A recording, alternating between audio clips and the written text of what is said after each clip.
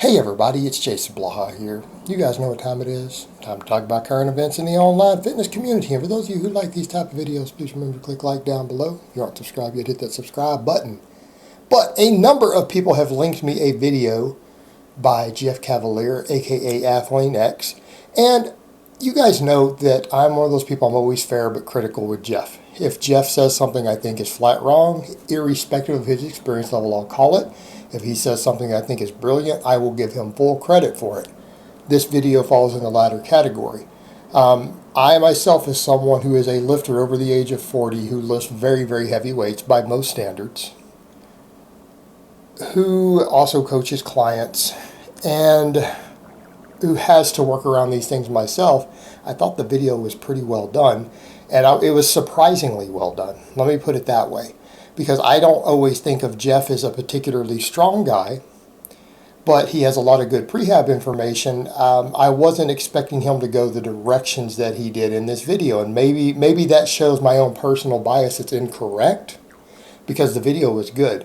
The only things that I disagreed with him on in this video were very minor points, because the major points that he hit is stuff that I actually personally do and endorse. Right? That I already do this stuff, and I do this stuff on camera. It's not like what I do is a secret. I actually vlog all my workouts every week other than my GPP work. So he basically broke down 8 mistakes guys who are make trying to gain muscle over the age of 40. Now the first one he hit was warm-ups, and a lot of guys know that I have kind of mixed feelings on warm-ups. I'm one of those guys that say warm-ups are necessary to maximize strength, but they do not prevent injuries, right? That's what I say. And a lot of people get miffed when I say that because they're acting as if I'm saying don't do warm-ups. No, it's because people do excessive warm-ups, and they do stupid amounts of warm-ups that hurt their progress and make you lift less weight. The purpose of a warm-up is to prepare you to actually lift heavy weight and to make you stronger. In other words, a proper warm-up means your 1 rep max goes up 5 or 10% more. Okay? If you warm up correctly, your max is increased. You should be able to max a lot more weight. A 400-pound max turns into a 440 or a 450 max in some cases if you warmed up correctly. That's the purpose of a warm-up. It doesn't affect your injury risk. If you're getting hurt by not warming up, you're completely out of shape and you need to start back at square one. And Jeff more or less pointed out, look, we need to warm up. You don't need excessive sets, but you need some. You need to get a little bit of blood flow in your body, get your temperature up. Warming up is critical. That's the way he worded it. Warming up is critical. And I'll go over and say I think it's critical for strength purposes, right? It is critical. How are you going to lift? How are you going to squat 500 pounds without a warm-up? You're not going to walk under a bar, get out of bed and walk under a 500-pound barbell and squat it. Probably not going to happen unless your max is at least 600. It's not going to happen. So realistically, they are critical. They're critical for performance. Now, what he pointed out, though, is that he's against people turning warm-ups into marathons, and that's where I agree. You don't do a bunch of 10-rep sets to hit a 1-rep max. Your warm-up shouldn't even be 10-rep sets, right? Like, why would you do that? You're just trying to get a little bit of blood flow going, get the movement pattern down, and then you start doing work weights. And he pointed out that on big exercises, you probably need at least 4 ramp-up sets. You know what? I agree with that. And he said, you know, you need to maybe you could do a little foam rolling and stuff. I agree with that. You don't need to foam roll your whole body or you're out of shape. Now, what do I do personally? What did I do the other day? I hit a 502 12-inch box squat on camera, right? 502, pause onto a 12-inch box. So well below parallel. My warm-up for that, I foam rolled my upper back. I did 5 box jumps onto a 24-inch box. Then I walked over to the bar, did 1 rep with the empty bar. 1 rep with a plate on each side, another rep with a second plate on each side, another rep with a third plate on each side. Then I went to 4 plates, and using the 52-pound bar was 412, and I started the camera. I did a single, belted up, wrist straps, did a single, went up 20 pounds, did another single, went up 20 pounds, did another single, went up 20 pounds, did another single, all the way until I got up to 502, and nailed it, right? Nailed it. So that's a warm-up, guys. That's how you warm up to lift heavy. But by the most extreme, and here's what I mean by being in shape. This is the most extreme example I've ever heard from any human being on the face of the earth, and I'm not saying take it literally, but understand the idea. Because the person who said this is a very, very extreme individual, but he's also broke world records in powerlifting and competes in a few different sports.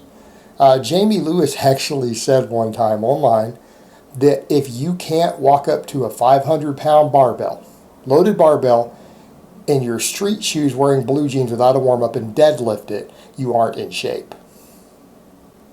Now that's a very extreme definition, but you get the idea. So we have that. But then, of course, Jeff came around and said that you also need to focus on being as strong as possible, training for serious strength, training to get really strong. It's critical as we get older because it's harder to keep it. And as he pointed out, though, it's like that doesn't mean you ego lift. Well, that's the same thing I promote. I promote doing max effort training, and I tell people you need to be training to maxes. I train to 2 max lifts every week, but they need to be strength under control. You don't potato press a bench. Right? I'm not going to name names, but there's already one guy who is a big supporter of Jeff who called me out. Who I watched his bench press in his lifetime bench PR. He potato pressed it. The very thing that Jeff is talking about, where he's just bouncing it off of his chest. Okay, that's a potato press. Right? Take 30 pounds off the bar and do it the right way, brother. Right? Pause it and actually press it. Right? That would be a bench press. But the weight that he had on the bar, he obviously can't bench it. He just potato pressed it. And that's a guy over 42. Perfect example of what we're talking about.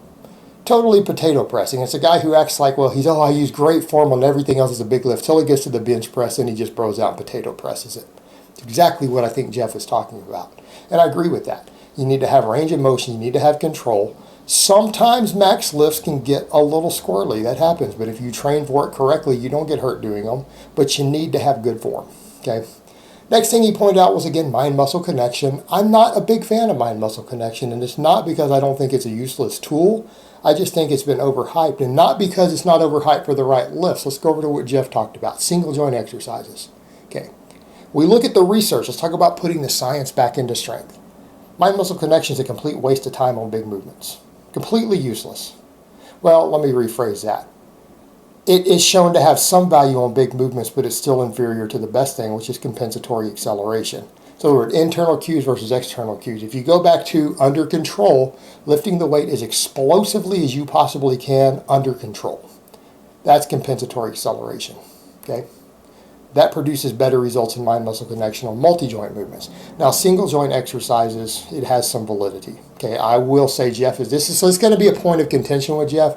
He's not wrong. I just think it's overhyped. And the only reason I say that is that if you're serious about training, how many single joint exercises are you going to do? They're going to make up what? 5%, maybe 10% of your training, right? But if they are going to be there, there's value to that, unless you're using modalities that don't necessarily benefit from that, like overspeed work with bands and stuff like that, which a lot of people do their curls and things that way. I do. But that's its own modality, and maybe not for a lot of novice lifters to be messing with to begin with.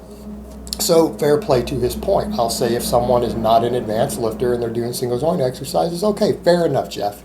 I'll give you that one, even though I don't personally use it or care about it.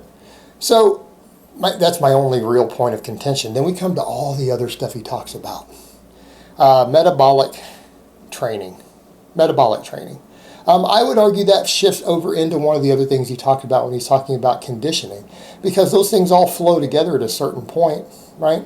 We can talk about doing really high rep metabolic work, which you guys see me doing for even my quads and hamstrings and triceps and everything else. I do that stuff, all right? I do that stuff on camera. I agree with it. But it can also flow over into the GPP, because he's talking about, it can be restorative and improve work capacity. Well, the general physical preparedness does also, which he jumped into later. So that's all there. It's all there.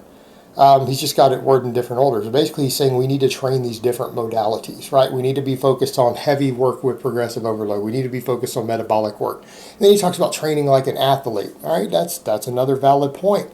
How would I define that? Because he's saying, well, you need to learn to do jumps. Well, jumping is part of your dynamic training, right? Because if you're training like an athlete, you are doing dynamic movements. Now, I and many other strength athletes, we choose to do dynamic movements as speed work against bands, against chains, things like that, right? Speed work, which kind of throws the other stuff out the window. He's like, well, you got to learn to pause and control. Well, we don't do any of that on speed work. Speed bench, you're reversing against the chest, right? It's explosive against bands. You're reversing at the bottom as quickly as possible, creating a stretch reflex over speed eccentric. So it's kind of like some of the stuff we talk about with control goes out the window for speed work because it's dynamic in nature. Box jumps fall under dynamic work. I do weighted box jumps on my own dynamic effort days, right? That's all part of athletic training. That's athletic training. Focusing for maximum explosiveness, which would also include the plyometric work that he's displaying. That's a part of that whole category. And it all fits together, right? And we do need to be more athletic. We do need to be explosive, because that's one of the things that we lose with every decade of age, right? We get less explosive. And as Jeff said, use it or lose it. I'm going to say amen, brother. I'm going to agree with that. Amen. Absolutely. I can't argue with that, because he's right. The research shows it. My own training shows it. He's 100% right. You have to train more explosively. You've got to do the jumping. You have to do the plyometrics. You have to do the speed work as you get older, or you are going to get slower. And if you get slower, you're going to have lower rate of force production. It's going to affect your ability to lift heavy. It's going to affect your ability to do other stuff. It's critical. Then we kind of came over to his whole point about, again, the cardio. And that's a point I made. And a bunch of people, and I'm glad someone like Jeff said this, because I told people that the other day, that the running thing came up, and guys were like, well, if you don't run, you're out of shape. I'm like, guys, at my age, I'm not going to run. I'm over 200 pounds as a strength athlete, and I'm over 40. Running would be the stupidest thing I can do. It's not that I can't run. I could probably make a go good sprint of it, because I do a lot of conditioning work. I do weighted carries and all this stuff all the time. I do conditioning work. I probably could give you guys a really good run. Would my knees and everything take a toll? Yeah, I would pay the price for it. You wouldn't be doing it for very long. And that's what people need to remember. As much as we could argue about running, the unfortunate thing is running is one of those things that you will lose with age, unless you're willing to let your body weight go down super low. And it's going to cost you on the other ends. It's going to cost you in your other modalities. And he pointed out we need to be more creative and avoid high impact movements for our conditioning. And he showed weighted carries, right? Showed weighted carries, battle ropes, things like that. Even jumping rope. Those are all good methods. A sled, yeah, pushing a prowler, dragging a sled. No eccentric loading. He's absolutely right. Fantastic for that. It's low impact. Me personally, I don't have a sled. What do I do right now? Like, what did I do this morning? I did several rounds of what we would think of as circuit training. What did that consist of? Several runs of farmer's walks, loaded carries, with a lightweight. I do them a lot of times for the conditioning end, because I'm going to do it as a circuit. It's lightweight. Like, I literally sometimes only do 120, 125 pounds in each hand. Do a circuit with it. Set it down, go do body weight pull-ups, right? That's easy. Body weight pull-ups are easy. You guys see me rep out weighted pull-ups. Do dips afterwards. Then go over to my glute ham raise and do a set of just straight up body weight glute ham raises. And then grab like my 40-pound kettlebell and do a set of high rep kettlebell swings. And that's a circuit, right? That's conditioning work. That will handle your conditioning. I mean, you do a few circuits of that every day, it will get you into good shape. And eventually you can build work capacity on that. That's all low impact. It has a metabolic conditioning component. It will improve your cardiovascular capacity. It will have its own growth component, recovery component. It's all low impact. It works. And then the last thing he pointed out was nutrition, and I'm going to agree with that too. Talked about eating minimally processed food. He mentioned supplementation. I'm glad he didn't throw anything in there, because I don't really use supplements.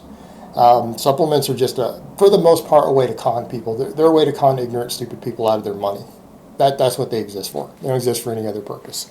A handful of them work. Handful. But he talked about nutrition, and he pointed out that's one reason he stayed lean. It's probably the case, because it is harder to get leaner as you get older. But it's not just lean. I hate it when people focus on the body fat thing, because it's not as important as everyone wants to make it out to be. How you feel, how you recover, that matters a lot, though. And I agree with that. Any people who care about their health don't sit around eating refined foods. I don't. I eat animals. I eat things that came out of animals. I eat plants. I don't eat food that came out of boxes. I don't eat stuff like that, right? Because people who care about their health and fitness and performance don't eat crap like that. You might get away with it when you're younger, when you need it to bulk, right? Ultra high metabolism, high energy output athlete, you might need that stuff to gain weight. After that, you have no need for it again the rest of your life. You're done. You don't need to ever eat any of that stuff again. It's all just poison. It destroys your health and it kills you. Period. Bunch of processed food. Don't eat that crap. Eat whole foods. Irrespective of what diet approach you take, your diet should be mostly whole foods. I'm not telling you that once a week on Friday night you can't go eat a dessert. That's not what I'm saying.